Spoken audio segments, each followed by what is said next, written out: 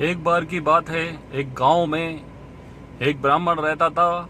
वह सुबह उठता, नहाता, पूजा करता, खाना खाता और फिर सो जाता। उसके पास किसी भी चीज की कमी नहीं थी।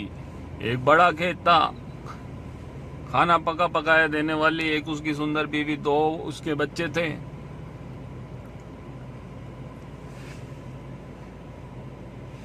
सब कुछ होने के बाद भी ब्राह्मण के घर वाले एक बात से परेशान रहते थे।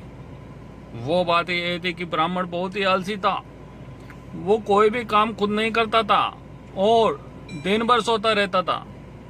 एक दिन बच्चों का शोर सुनकर ब्राह्मण जाग गया और उसने देखा कि उसके दरवाजे पर एक साधु महाराज आए हैं। ब्राह्मण और उसकी पत्नी ने साधु महाराज का स्वागत किया और उन्हें भोजन कराया। भोजन के बाद ब्राह्मण ने साधु की खूब सेवा की। साधु महाराज उनकी सेवा से बहुत प्रसन्न हुए और उन्हें वरदान मांगने को कहा। ब्राह्मण ने वरदान मांगा कि मुझे कोई काम ना करना पड़े और मेरी जगह कोई दूसरा मेरा काम कर दे।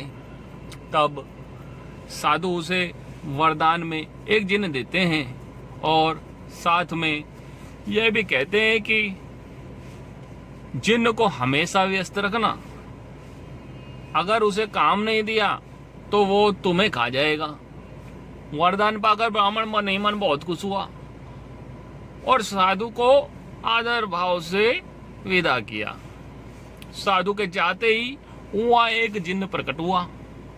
पहले तो ब्राह्मण उसे देखकर डरने लगा, लेकिन वह जैसे ही उसने पूछा कि मुझे काम दो, तब ब्राह्मण का डर दूर हुआ और वो उसे पहला काम खेत जोतने का देता है।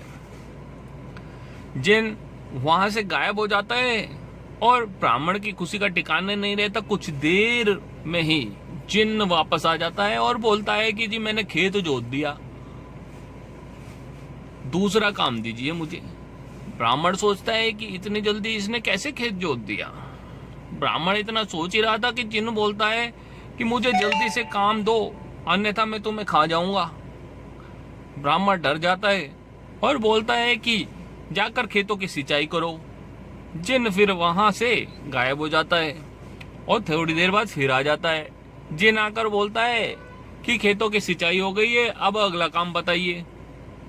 ब्राह्मण एक एक कर सभी काम बताता जाता है और जिन्न उसे चुटकियों में पूरा करता जाता है। ब्राह्मण की पत्नी यह देख रही थी और अपने पति के आलसीपन की चिंता करने लगी। शाम होने से पहले ही जिन सभी काम पूरे कर देता था। सब काम करने के बाद जिन ब्राह्मण के पास आ जाता है और बोलता है अगला काम बताइए, नहीं तो मैं आपको खा जाऊंगा। जब ब्राह्मण के पास कोई काम नहीं बचा तो उसे चिंता होने लगी कि मुझे ये जिन खा ना जाए। जब ब्राह्मण की पत्नी अपने पति को डरा हुआ देखती है तो उसे पति को इस संकट से निकालने के बारे में सोचने लगती है।